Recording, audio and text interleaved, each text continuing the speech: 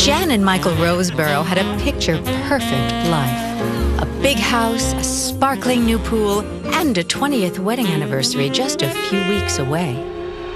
But under the surface of every happy marriage lie the seeds of betrayal. Their affair was just unbelievable. Sickening. This was murder. The cause was not accidental. And later, Melinda and David Harmon met at church camp and are models of marital devotion. But temptations soon abound.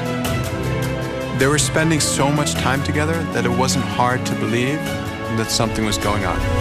When passions heat up and secrets are exposed, even a summertime fling can become a deadly affair. Never in my wildest dreams did I ever know anyone who was murdered. Because two is company, three's a crowd, and one is a killer.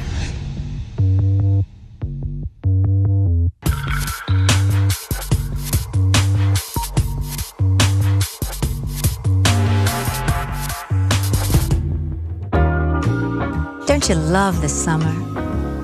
Everything is just so hot. When the blood heats up, there's no telling what a man or a woman might do. Like my second husband said, or was it my third? There's no shame in enjoying the finer things in life, but best to enjoy them one at a time. For Michael Roseborough, the grass was always greener in some other woman's lawn, so to speak. He had to learn the hard way that a secret affair can get you in some very deep water.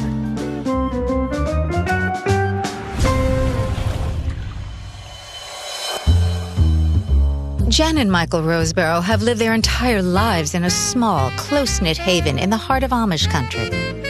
So pretty much everyone knows their names. Michael Roseborough was part owner of the Roseborough Funeral Home, which was a business that his grandfather had started. It was passed down from generation to generation. Jan's family was very well known. They had built several businesses in the community. And when the two get married in the summer of 1989, it's a perfect match. They were Ken and Barbie of that community.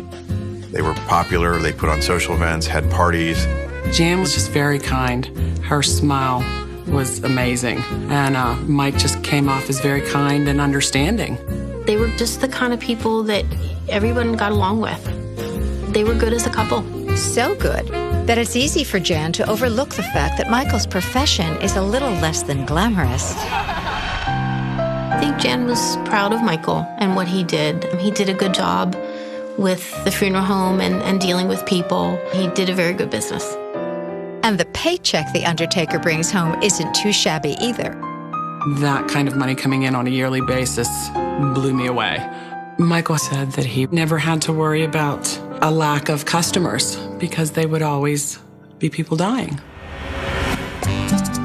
And Michael has poured a big chunk of his change into Jan's childhood home, where they are raising 4 kids of their own. Like a king in his castle, Michael is quick to hold court, throwing parties and backyard barbecues for friends and family. Michael liked to be the life of the party. He would make sure everybody was as comfortable as they could be if they had everything they needed. He was a people person. Men want to be him, and women, well, they just want him. A perfect gentleman. But in my experience, a perfect gentleman is nothing more than a patient wolf. Michael was known to be perhaps a womanizer, but he was a good-looking guy, and he was known to have money. So I think that helped him a lot with the opposite sex. Jan knew at times that Michael was cheating on her. I remember one time she found a receipt from flowers that she didn't receive, and she confronted him about it, and he just blew it off. While adultery isn't exactly something to sweep under the rug, Jan has a family to consider. Jan looked at the good side of Michael and wanted to help make him better. So they entered into marriage counseling together, and that's how they moved past it. By the summer of 2008, it seems like things are on the up and up. With their 20th anniversary just around the corner, Michael has a little surprise in store for Jan. He was planning a renewal of the wedding vows for he and Jan on the beach at the Outer Banks. It was supposed to be a surprise. But things don't always go as planned. Someone's about to throw a wrench into this happily ever after. Meet 33-year-old Angie Derrick. Mike Roseborough went to the same coffee shop as Angie. In the morning, on their way to work, they would exchange glances, maybe have a few words. But she was married for a long time, and she had a couple kids and was raising a family. You know, to some people, that little ring of gold actually means something. But I can assure you that's not always the case. Eventually that escalated to speaking outside of the coffee shop. And then it turned to telephone, emails, and that's when the relationship really started gaining momentum. And as love affairs often do, things heat up fast. It went from conversation, I'm attracted to you, I'm interested in you, to full-on love affair. There were these deep, passionate emails that they exchanged with one another every minute in some cases. You know, women really are suckers for a love letter. You brought out the lion in me. I love you madly, Angie. I will be by your side no matter what. Keeping this relationship from the neighbors, from the community, considering Michael Roseborough and who he was, would be impossible. This was a secret bound to get out. There's nothing like a little danger to stoke the fires of passion. But when things get this hot, there's no telling who will get burned. Jan was going to find out. Angie's husband was going to find out. Everybody was going to know about this sooner or later, and everything was going to blow up. This trio is about to implode. A man, a wife, and a lover. And one of them will have to go. But which one?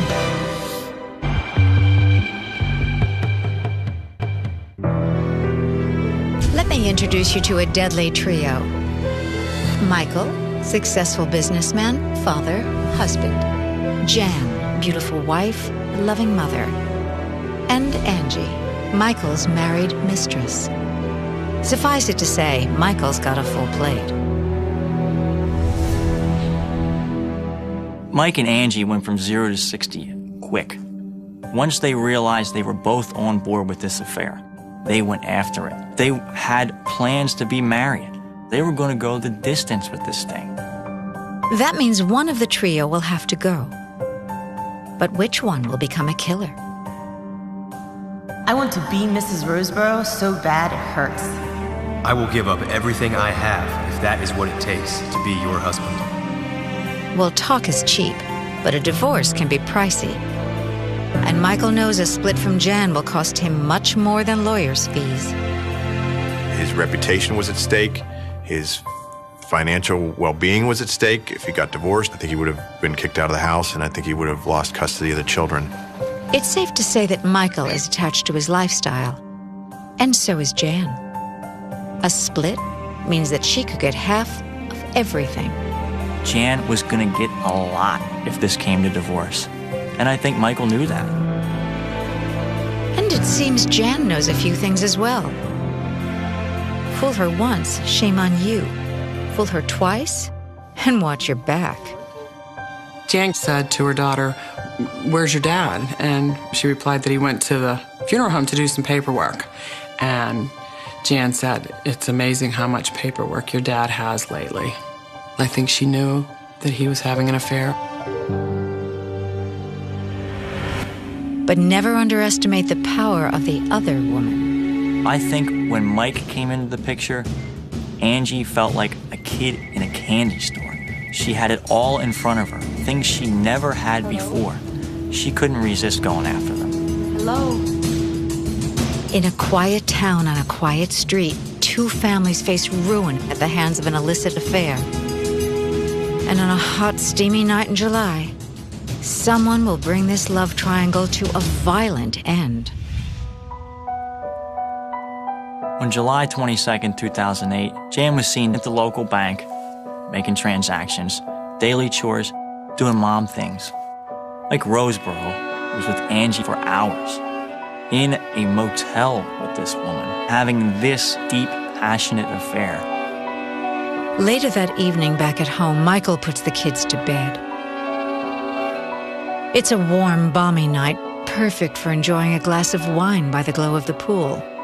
But Michael isn't in the mood. Michael Roseboro said that he had gone to bed around 10 o'clock that evening, and he had left his wife Jan out at the pool.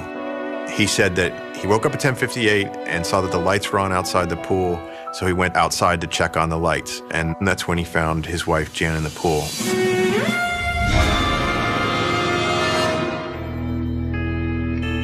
Lancaster County 911. I believe our wife just drowned. I'm sorry?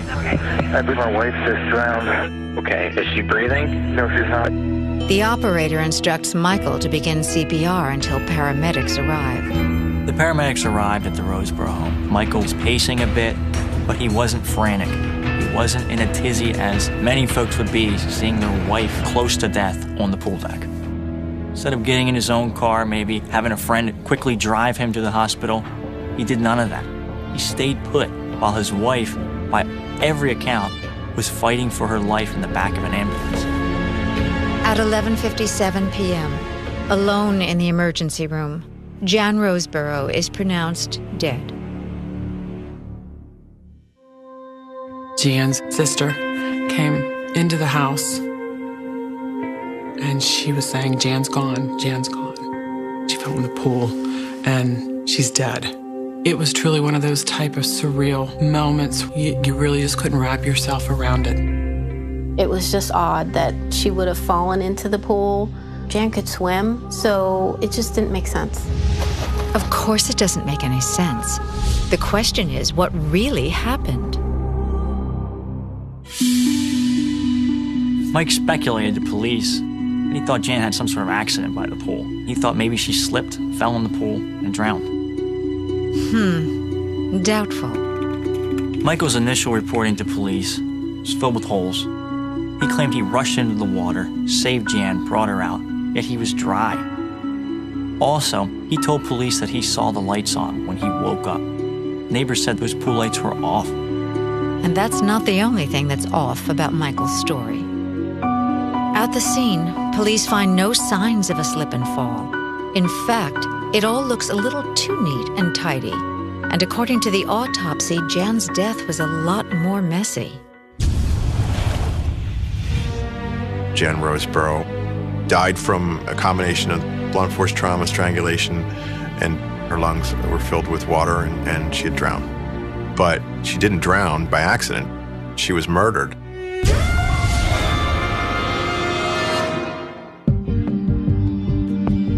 I heard that Jan's death was a murder, and it just made me numb. It was just shocking. I couldn't think of anyone that would want to hurt Jan.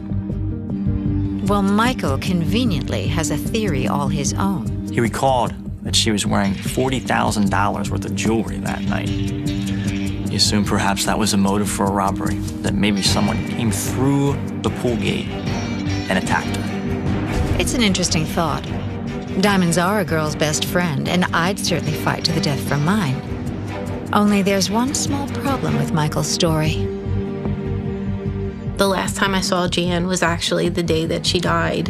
And she came in the bank. We had a conversation about the day and things that they had planned to do that day. And, I mean, women notice other women's jewelry, and I knew she didn't have it on that day. We had her on videotape at the bank that afternoon, wearing the same clothes and not wearing any jewelry. And, of course, if she's not wearing the jewelry out in public, why in the world would anybody put this jewelry on at 10 o'clock at night in your backyard pool?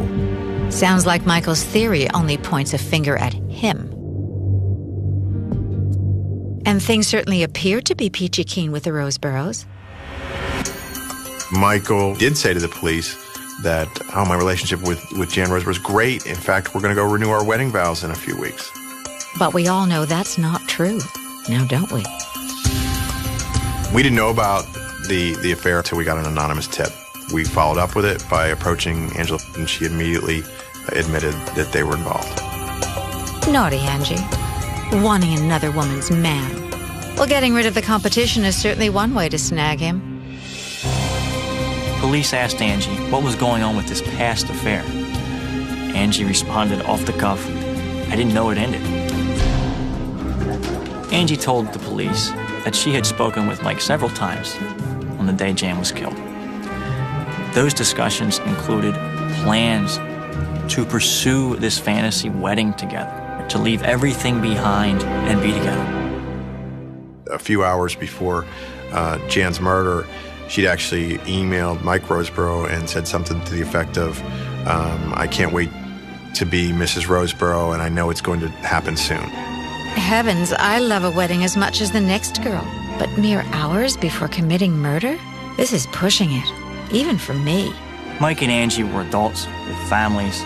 This was almost delusional, what they thought was going to come out of this affair. So there's a motive there to have Jan out of this picture. There's just one teensy problem. Angie has a rock-solid alibi. Her husband, who certainly had some reason to have some animosity toward Angie at that time, alibied his wife consistently from the beginning. From when we talked to him, he said she was in bed. So that just leaves Michael. Investigators are hoping that if Angie does know something, they can get her to turn on her lover. When the police officers told Angie that there had been other affairs for Michael, there had been women before, she was extremely upset. In fact, I think her words were, "I feel like the scorned woman." Lost in the passion of the whirlwind affair, Angie failed to notice how good Michael was at this game. Michael, who's Kathy? Apparently you were seeing somebody else right before me. I trusted you. The police maybe thought there was more to the story that Angie was keeping quiet. Maybe this revelation that Mike was sort of a ladies' man would prompt that to come about. Michael, I'm telling you, you better not be lying to me. And as Angie continues to talk, it starts sounding like something right out of a soap opera. I can't believe that you would jeopardize what we had. All those dreams we had. Sick, twisted obsession is the way I would sum up their relationship. In this particular case, Mike Roseborough's world revolved around Angie, and there was one big obstacle between him and Angie, and that was Jan Roseborough. My dearest Angie, I promise you that I will be right here, and I will do whatever it takes to make you my wife. Sounds like a man on a mission. Luckily, Michael's left a convenient trail of clues. The night that his wife died, he could see he had been scratched by someone or something. His face was actually bleeding when he went to a police interview. Police asked Mike, "What happened to your face?" He said, "Oh, I was playing with the kids in the pool. I got scratched." Sounds reasonable. Or not. The daughter that he picked to say had scratched him bit her nails down to the quick. She almost had no nails, which she couldn't have scratched him or anybody. But Jan wasn't the kind of girl to shy away from a little pampering at the salon. And her manicured nails hold the biggest clue of all. There's just no doubt that Jan Roseborough fought back in this case because there was enough DNA under her fingernails for us to find her killer. It was Mike Roseborough's DNA. Just when you think you can get away with murder, along comes that pesky little thing called science. Jan Roseborough was not as strong as Mike Roseborough. She wasn't able to win, but she left the DNA that helped us convict her killer. So in a way, she gave some of those powerful testimony that we could have had. In July of 2009, Michael Roseborough goes to trial for the murder of his wife. He claims he is innocent, but a jury knows better. He's sitting in a Hanoi State prison right now, serving a life sentence.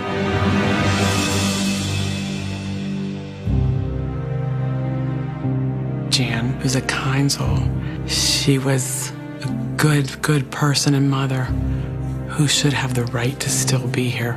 We need to recognize that it's okay to walk out with our dignity with our kids so that they can't be damaged any further. Michael truly wasn't the person that anybody knew. It was just sickening to think that he thought he could get away with it, that he was actually that kind of person.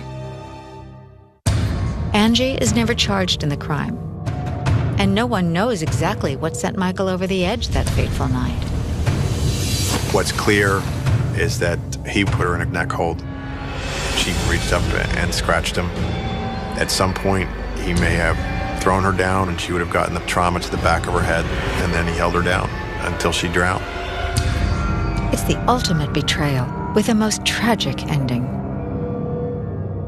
There was great risk for Mike and Angie to have this extramarital affair, but they didn't care. Nothing was going to stop.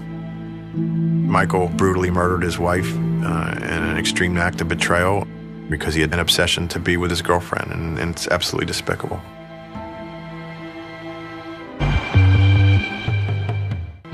Lust. It can make us do such awful things. But it's not always the husband who succumbs to the temptations of the flesh. Just a trip to the local pool can make a girl quiver with the possibilities. But be careful what you wish for. Romancing two men can be devilishly fun, but it won't go over so well at the church picnic, especially when somebody turns up dead. In Olathe, Kansas, there are 3 people in every marriage: a husband, a wife, and the Holy Spirit. You see, Olathe is a Christian town, a holy hamlet deep in the heartland where just a glance around church on Sunday will tell you who is homesick and who has some explaining to do. Back in the day, you'd go to church Sunday morning, you'd go to church Sunday night and Wednesday night. It was pretty much the way things were. There were certain things that you didn't do. You knew that you didn't drink, and you didn't smoke, and you don't go out with girls that do. But even here, good girls can do bad things. Sometimes all it takes is one spark before marriages explode and lives are burned to the ground. And David and Melinda Harmon know all about sparks. David and Melinda met at a Nazarene summer camp when they were about 15 years old. And like other summer camps, there was interest between the boys and the girls. Ah, camp. The cozy cabins, the hot summer nights. It's the setting for so many budding romances. But Bible camp isn't exactly the kind of place where teenage hormones can be unleashed. Obviously, premarital sex was out. They couldn't even kiss, and they'd be told on if they were found kissing. The relationships had to be the definition of chaste. So when a kiss by the campfire is forbidden, I guess there's just one thing left for young lovebirds to do when summer comes to an end. It was incredibly common for Nazarenes to get married young, 19, 20, 21. David and Melinda didn't see any other options in life. Everybody around them got married young, and so did they. In 1977, at just 20 years old, David and Melinda get married and settle in Olathe, Kansas, to start their lives together and enjoy the benefits of married life. David and Melinda were very happy. They seemed like the perfect Nazarene couple, the perfect Christian marriage, and he loved her very much. There's no doubt in my mind about that. And she loves him. But who wouldn't? David is the perfect combination of brawn and brains. David was big, he was handsome, and David was whip smart. After he met Melinda, he went to the University of Kansas and became a business major. David ended up working at a bank. He was a loan officer. He was dutiful. He did a good job. And you can bet your last dollar a 20-something go-getter like David grabs the attention of his female coworkers. We gals just loved him. He always had a smile, always had a giggle, and always had something in mind to make you laugh. Well, what woman doesn't love a man with a sense of humor? Meanwhile, Melinda has what every girl dreams of, and what every man drools over. That bubbly blonde has a body made for more than just praying. But she isn't exactly all looks and no smarts.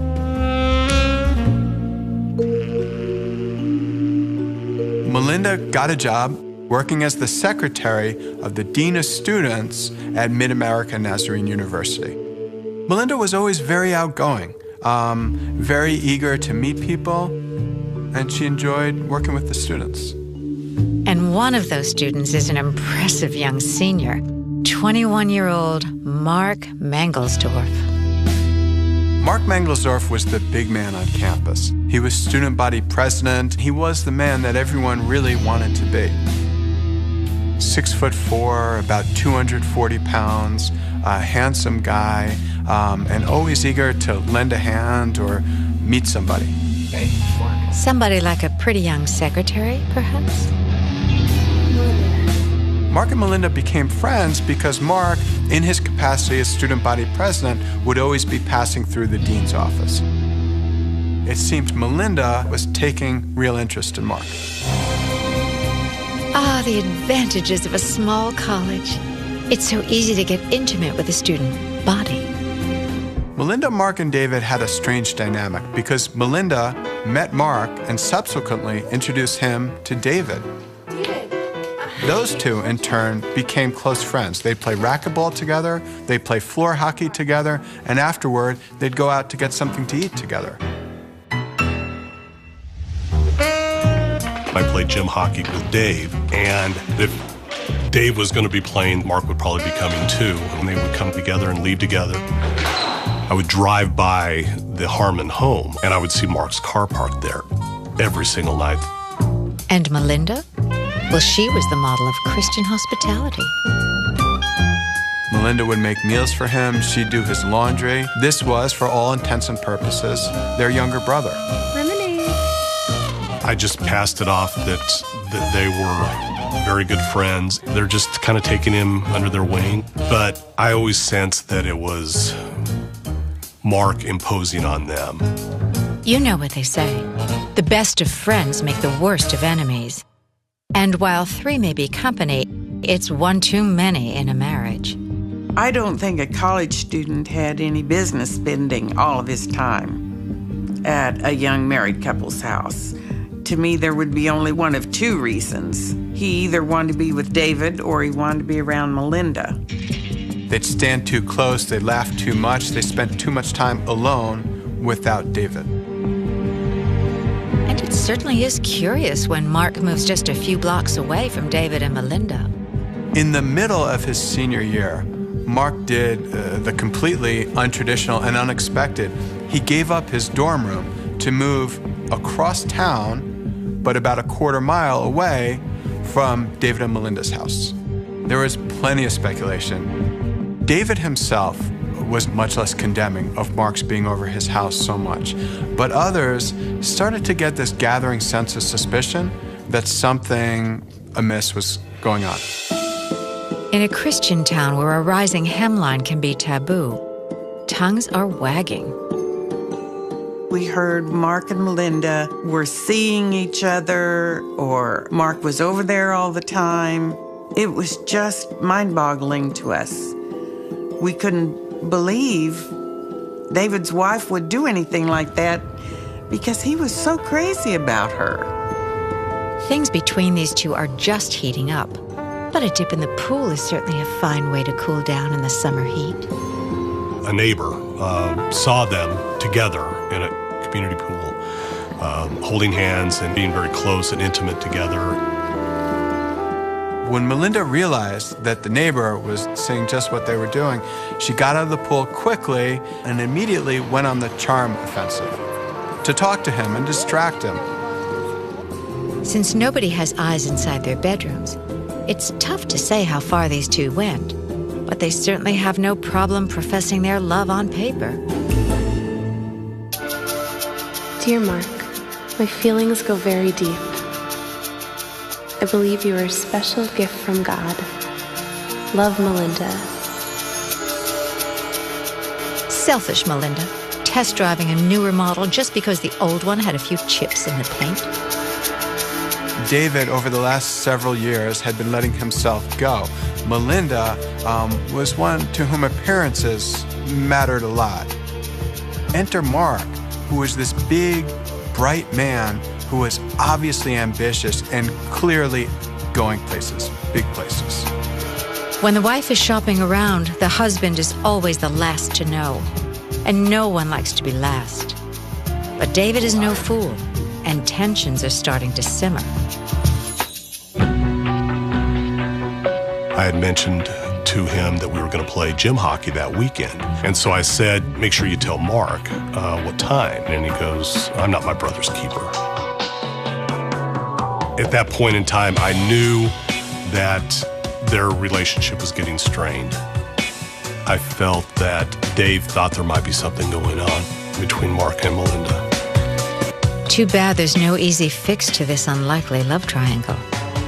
Had Dave and Melinda gotten a divorce, it would have definitely changed their position in the Nazarene Church. It would have changed both of their lives dramatically. Between a rock and a hard place is such a tough spot to be. And everyone in this threesome has something to lose. If the affair became public, David would have been a little bit on the outskirts of his society. Mark would have faced disciplinary action from the school.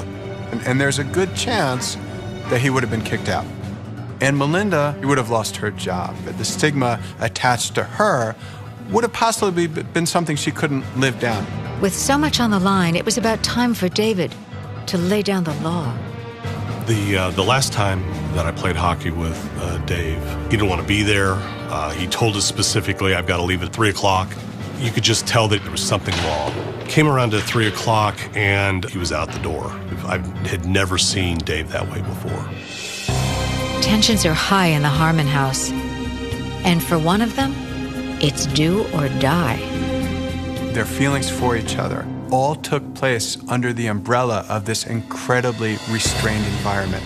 And sometimes when you have passion in a restrained environment, it detonates. And justice will be tough to come by. It was years that we were so frustrated, and finally we realized nothing was going to be done because they couldn't prove it.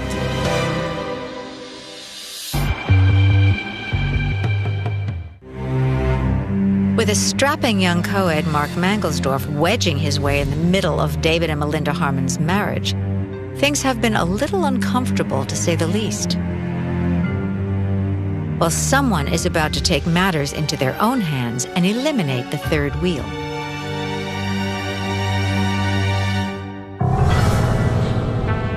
On February 28, 1982, the Harmon's neighbor in their duplex reported in the middle of the night hearing large thwacking noises. The neighbor couldn't go back to sleep. Then, finally, about an hour and a half later, there were desperate knocks on the door. The neighbor opens the door to find a distressed Melinda. Melinda said that she had been robbed. David had been hit, and she had been knocked unconscious. The neighbor looked and saw a light bruise on Melinda's cheek. There was also blood on the lower reaches of her nightgown. The neighbor described Melinda's demeanor as a state of shock.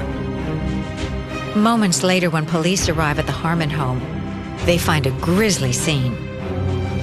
There was blood all over the walls, on the ceiling in that room. It was a clear case of massive overkill, probably done with the blood instrument. That was, without doubt, one of the goriest murder scenes that I'd ever seen. And for David's friends, the word murder is difficult to hear. This can't be true. This can't be right. It was just utter disbelief. Why, David? Why? I was just stunned. I mean, who would do this to this guy? I mean, he's such a great guy. It made no sense whatsoever. I just walked around in a daze. Funny, Melinda seems to be dealing with the loss all too well. First she takes a lover, and then her husband turns up dead.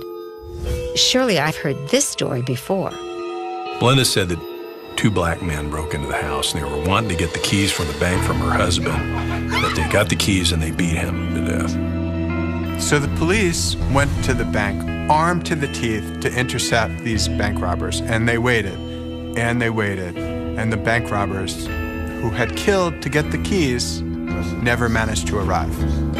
Melinda sure has a vivid imagination. Too bad she's left a few holes in her story. Said somebody punched her and knocked her out.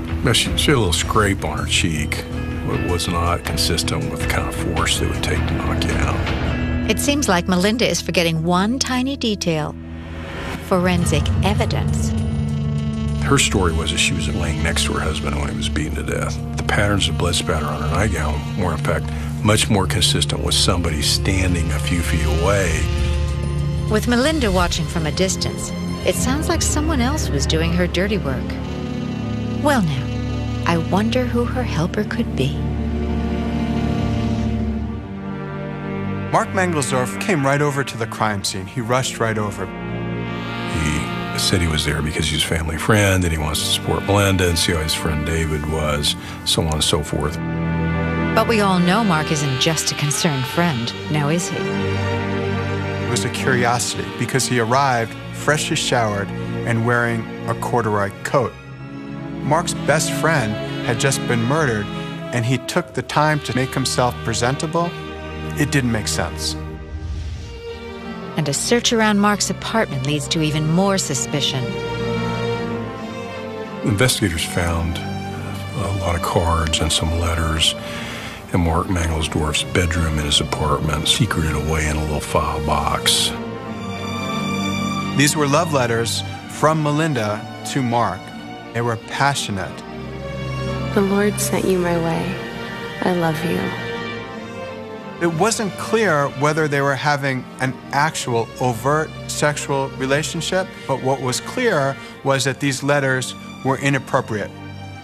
Mark and Melinda having an affair said to investigators that there could possibly be a motive, and these two were your main suspects. You would think this saga is just about over, but you'd be wrong. Some people get away with murder, at least for a while.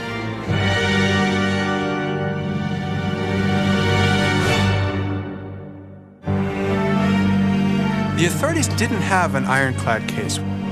There was a lot of circumstantial evidence, but it wasn't the perfect textbook case by any means. As the investigation idles, the rumors in Olathe carry on. Mark and Melinda were very guilty in the court of public opinion. So much gossip and things had leaked out about Mark and Melinda, we kept waiting for the next thing, the next thing, the next thing. Only the next thing never comes, and the lucky lovers are free to be together at last. But it's funny how life works out sometimes. Mark got into Harvard Business School, got his MBA at Harvard. Melinda left Olathe almost immediately after the funeral, bolted. She went to Ohio, where she had family, and eventually went on with her life. All that just to split up? What a strange ending to this sordid tale. But like every great story, this one has a twist. The police essentially, in 2001, reopened the case on a lark. Enough time had passed that maybe, just maybe, they could give it a whirl and solve the case. In 2001, the detectives with Olathe came up with a theory that they ought to go just approach Melinda Harmon, hit her up cold, go back to Ohio, knock on her door with no warning and see if she'd talk to them. But when detectives track down Melinda, they are the ones who are surprised. Apparently, time has been good to the ex-Mrs. Harmon. Melinda had a completely charmed life in Ohio. She married a very successful cosmetic dentist. They lived in a huge suburban house at the end of a cul-de-sac. More than likely, she isn't going to let a little snafu from her past mess things up. The detectives would have not been the least bit surprised if the door would have been slammed in their face. But they rang the doorbell, and the door opened, and there was Melinda wearing nothing but a bathrobe and a towel on her head. Now that's what I call a greeting. She not only didn't slam the door, but invited them in and was very willing to talk to them. They simply asked her what had happened that night. All of a sudden, she told them that their husband was killed not by the two black guys, but by one white man. wearing a cloth mask, and she mentioned nothing about any bank use. Well, memories do fade after 2 decades. But for investigators, this is exactly the break they are looking for. There's no conceivable and feasible way that you could live through an experience this traumatic and forget the details. So it was certain, after hearing the second story, that Melinda had obviously been lying initially. And the best way to keep a bevy of lies straight is to get it on the record. So detectives get her down to the station and into the hot seat. When Melinda spoke to the detectives, it was a strange verbal do-si-do. But in the end, she sold Mark out. Mark did it? In my heart, I know that. First, Melinda betrays her husband and then her true love. Suffice it to say, a woman's love is a fickle thing. We reviewed that evidence over and over again. We felt we had enough to charge her with first-degree murder, but we also felt we had enough to convict her. And they do. In May of 2005, Melinda Harmon, now Melinda Raish, trades in her posh suburban home for a cozy cot behind bars. She is found guilty of conspiracy to commit murder and sentenced to 10 to 20 years in prison. I was in such shock when I was told she was indeed guilty. I could have run up and down these streets, hooping and hollering. I could not believe it. Now there is one fish left to fry. And police are surprised to see what a big fish Mark Mangelsdorf has become. Mark, for his part, had led a life replete with satisfactions and accomplishment. He was COO of major corporations, made boatloads of money. He had made it, and big time. He had it all. And he has it all to lose. Mark pleaded guilty because he had a tough case on his hands and he was facing a life sentence. The prosecutors offered him 10 to 20 and he said, you know what? This is a deal he couldn't not take. Mark Mangelsdorf may have spent the last 2 decades living the high life, but he's going to spend the next 10 to 20 years in a Kansas state prison paying for his sins in 1982.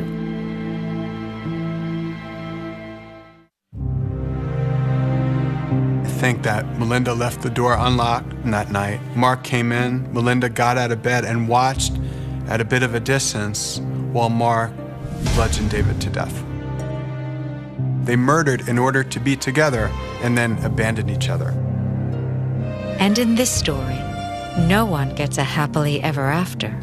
David did nothing to deserve getting beaten to death.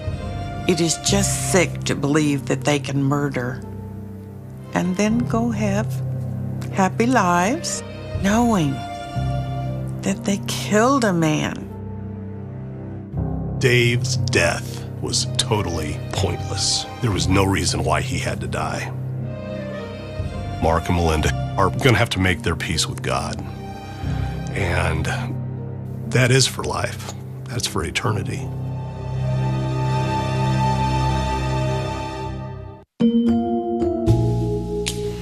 Call me old-fashioned, but I always had a very simple solution for when I caught my husband's hand in the cookie jar. I call it a divorce. But unfortunately, some people resort to more drastic measures. My best advice for stories like these? Keep your friends close, and your spouse's friends even closer.